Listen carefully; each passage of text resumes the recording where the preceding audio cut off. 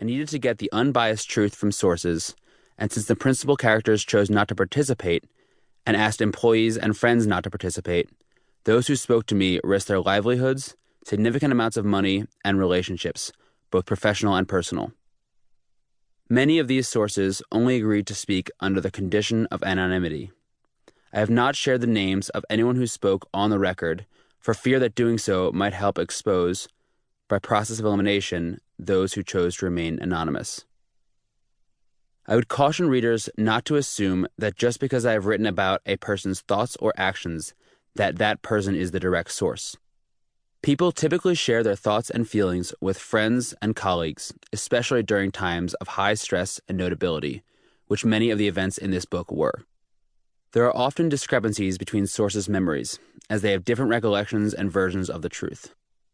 I have done my best to triangulate on the truth from witnesses' memories and other documents. In some cases, I have had to use my best judgment as to what happened based on the information available.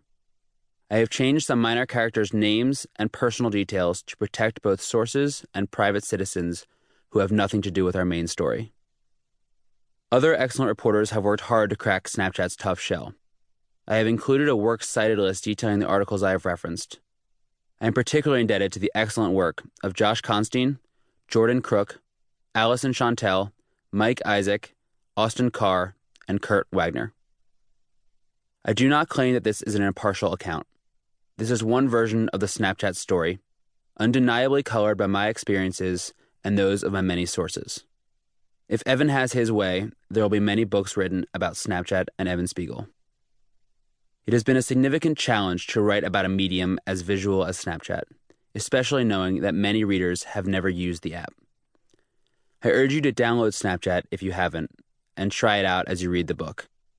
At the very least, you'll understand what those damn teenagers are doing.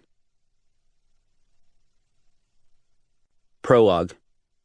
Initial public offering. March 2nd, 2017.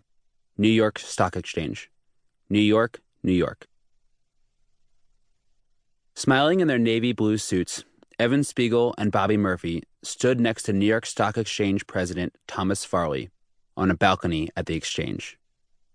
A large yellow screen with the black letters Snap Inc., the parent company of the hit app Snapchat, hung behind them. The company's logo shined on seemingly every screen in the building. In a few short moments, Snap would go public on the New York Stock Exchange. Farley turned and took a selfie using Snapchat as Evan and Bobby smiled and looked out at the crowd. Evan's fiancée, supermodel Miranda Kerr, stood on the floor of the stock exchange, as did early Snapchat employees Dina Galucci and Nick Bell, and Snap Chief Strategy Officer Imran Khan. Bobby and Evan pressed a button together, and a bell rang out loudly, signaling the opening of the day's trading. The assembled throng of Snap employees, friends, and reporters cheered. Farley encouraged the crowd to cheer louder. Evan, in a white shirt and gold tie, and Bobby, with a blue shirt and darker blue tie, smiled at the crowd, then turned and shared a moment. Bobby patted Evan on the back in celebration as Farley turned and shook hands with each of them in turn. This was actually happening. Snap was priced at $17 a share, but it opened at a much loftier $24 a share. Snapchat CFO Drew Valero watched the stock jump and exclaimed, "That's crazy." After Snap began trading, Evan, Bobby, Kerr, and Khan headed over to the fourth floor equities trading desk at Goldman Sachs on 200 West Street. When Snap's stock jumped up to $24 right out of the gate, the Goldman trading floor broke out in jubilant cheers.